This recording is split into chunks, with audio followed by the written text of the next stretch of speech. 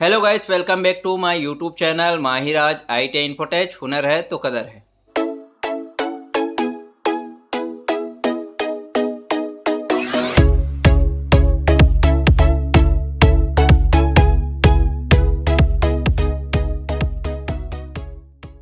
Employability की इस class में ये हमारा थर्ड चैप्टर है और आज की इस क्लास में जानेंगे हम संप्रेषण कौशल के बारे में। तो चलिए हम संप्रेषण कौशल की परिभाषा को समझ लेते हैं। तो किसी डेटा या सूचना या विचार या संदेश को किसी एक व्यक्ति से दूसरे व्यक्ति तक स्थानांतरित करना ही संप्रेषण कहलाता है। तो दो व्यक्ति के बीच में हुए बातचीत, सूचना का आदान प्रदान या संदेश का आदान प्रदान, इसे ही संप्रेषण कहते हैं। पर उसे अच्छे ढंग से स्थानांतरित करना ही संप्रेषण कौशल कहलाता है। यानी हम सभी बात करते हैं, सभी वार्तालाप करते हैं, पर क्या हम लोग अपने बातों को सही ढंग से दूसरे व्यक्ति तक पहुंचा पाते हैं? अपनी सूचना को, अपनी डेटा को, विचार को क्या सही ढंग से पहुंचा पाते हैं? नहीं। हम में से ज़्यादातर लोग ये नहीं कर पाते हैं क्योंकि हमारे अंदर ये संप्रेषण कौशल नहीं होते हैं। इसीलिए एम्प्लॉयबिलिटी स्किल के इस क्लास में संप्रेषण कौशल के बारे में जानकारी दी गई है और हम इस क्लास में संप्रेषण कौशल के बारे में अच्छे से समझेंगे। क्या मिस्टेक्स है, क्या बाधाएं आते हैं, कैसे हम उसे अच्छे से सुधार कर सकते हैं और अपने आइडिया, विचार या सूचना को दूसरे व्यक्ति तक अच्छे से स्थानांतरित कैसे कर सकते हैं। संप्रेषण के प्रकार यानी कम्युनिकेशन स्किल के टाइप्स। तो कम्युनिकेशन स्किल दो टाइप्स के होते हैं, एक वर्बल कम्युनिकेशन और एक नॉन वर्बल कम्युनिकेशन।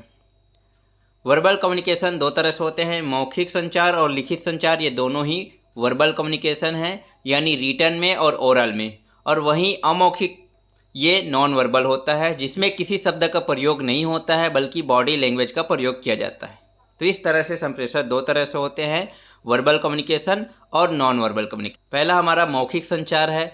तो मौखिक संचार का तात्पर्य ऐसे संचार से है जिसमें समानता बोलकर संदेश का संप्रेषण किया जाता है। उदाहरण के लिए टेलीफोन, मोबाइल फ़ोन में जिस तरह से आप बात करते हैं या सामने में बात करते हैं, ये सभी क्या हो जाएगा, आपका बोल कर किया जा रहा है, यानी ओरल द्वारा, मौखिक द्वारा। तो इसे मौखिक संचार कहा जाता है। दूसरा है लिखित संचार।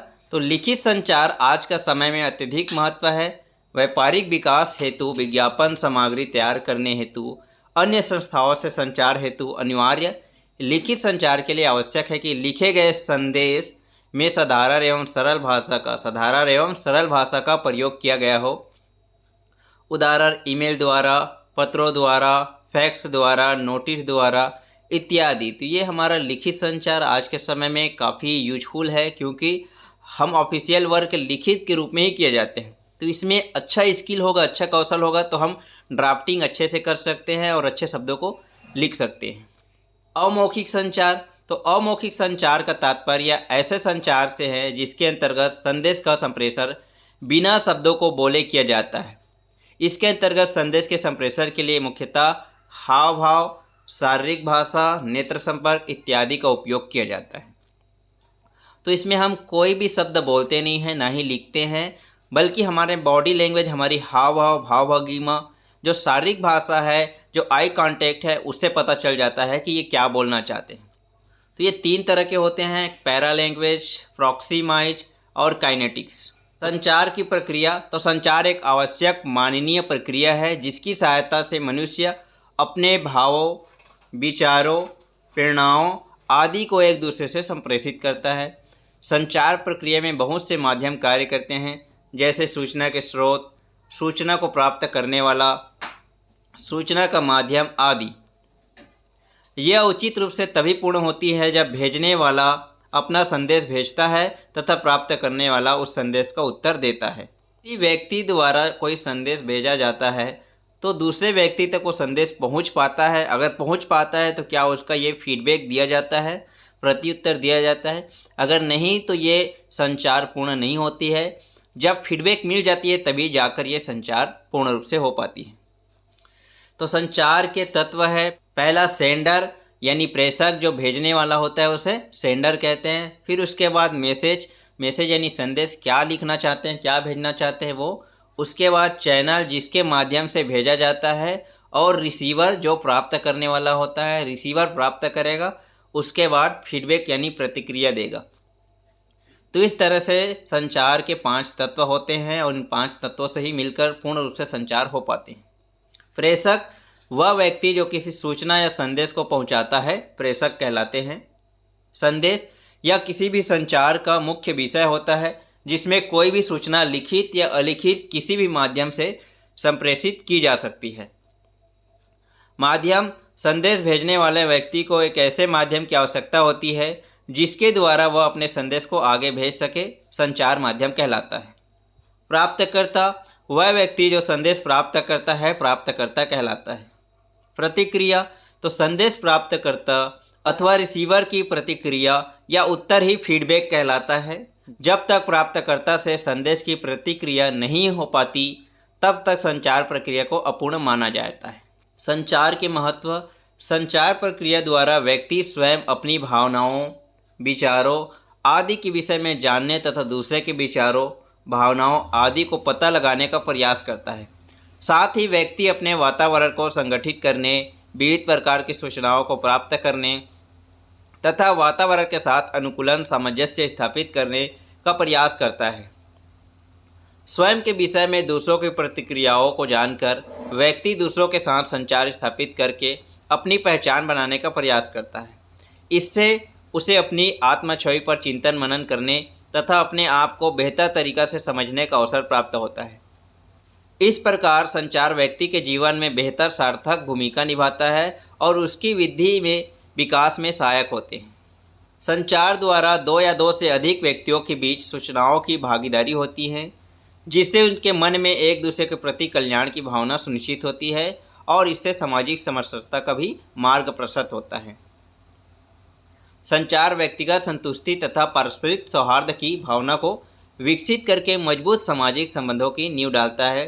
संचार सूचनाओं की भागीदारी विचार आदान प्रदान के फलस्वरूप निर्णय लेने, चिंता करने, सृजनात्मक योग्यताओं आदि क्षमताओं के विकास में महत्वपूर्ण भूमिका निभाता है।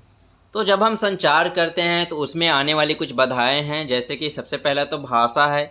भाषा कई बार संप्रेषण में बाधा बन जाती है। जैसे यदि किसी संस्था का मैनेजर कोई दूसरी भाषा जानता है जिसे कर्मचारी नहीं समझते हो तो संदेश संप्रेषण समस्या उत्पन्न हो जाती है। मान लीजिए मैं छत्तीसगढ़ का हूँ और मैं छत्तीसगढ़ी बोली बोलता हूँ और कोई दूसरा व्यक्ति बंगाल का है जो बंगाली भाषा बोले जाते हैं, तो मुझे बंगाली नहीं आता और उसे छत्तीसगढ़ी नहीं आता, तो आपस में हम एक दूसरे से बात किस तरह करेंगे? तो ऐसे में क्या हो जाएगा, सबसे पहले लैंग्वेज बैरियर ही रुकावटें आएंगी। इसलिए हमें कम से कम उस क्षेत्र का भाषा जानना जरूरी है जहाँ पर हम काम कर रहे हैं। दूसरा संदेशवाहक के कारण, तो कभी कभी संदेशवाहक स्वयं भी संप्रेषण में समस्या उत्पन्न कर सकते हैं। जैसे यदि उसे किसी विषय में ज्ञान कम है तो वह ठीक प्रकार से उसे समझा नहीं पाएगा और यदि ज़्यादा ज्ञान है तो इसे इतना व्यक्त कर देगा कि श्रोता असमंजस में पड़ जाएंगे। तो इस तरह से आपकी जो संदेशवाहक है, जो भेजने वाले हैं, सेंडर है, वो भी कभी कभी कम नॉलेज या ज़्यादा नॉलेज की वजह से उस संदेश को सही से रिसीवर तक समझा नहीं पाते। शोर के कारण, तो कई बार शोर के कारण वक्ता के शब्द ठीक से श्रोता तक नहीं पहुंच पाते, इससे संप्रेषण में समस्या आती है। एक से अधिक संदेशों के कारण, यदि संदेश प्राप्तकर्ता एक समय पर एक से अधिक संदेश प्राप्त करता है तो वह उनमें से किसी एक पर भी ध्यान नहीं दे पाएगा। गलत माध्यम का चयन, तो संदेश के माध्यम का गलत चुनाव करना भी एक प्रमुख बाधा है।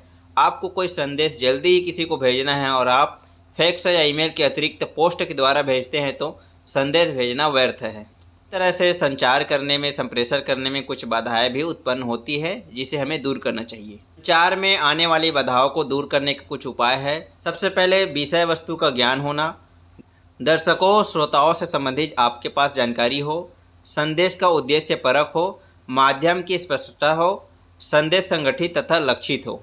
तो इस प्रकार से आप संचार में आने वाली बाधाओं को दूर कर सकते हैं। प्रभावशाली संचार, तो प्रभावशाली संचार का तात्पर्य है संचार के ऐसे स्वरूप से है जो 2 या 2 से अधिक व्यक्तियों के माध्यम बेहतर संबंधों को निर्मित करने तथा उसे बनाए रखने में सहायक होता है।